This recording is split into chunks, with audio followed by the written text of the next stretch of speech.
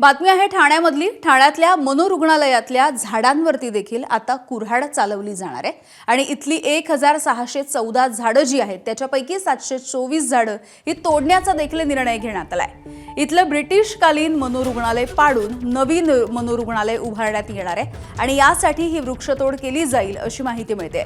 दरम्यान झाडं तोडणार नाही तर त्याचं पुनर्रोपण करणार असल्याचा युक्तिवाद ठाणे महानगरपालिकेनं केलेला आहे। 724 झाडं तोडणार पण 400 झाडांचंच पुनर्रोपण होणार असल्याचं पालिकेकडून सांगण्यात आलेलं आहे।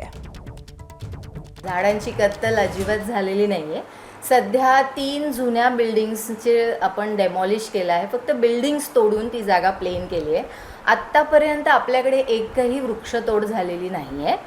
दुसरी गोष्ट, ती वृक्षांची मोजणी झालेली आहे। तुम्ही जर एक राऊंड मारलात तर प्रत्येक झाडावर नंबरिंग झालेली आहे आणि त्याप्रमाणे जर ते नगरपालिका TMC कडे जर तो आहे भाग, तर TMC त्या भागातल्या वृक्षतोडींवर जे काय पुनर्रोपण करण्याचा प्रक्रिया आहे ते शासनाच्या नियमातनच करणार। आत्तापर्यंत काहीही वृक्षतोड झालेली नाही आहे।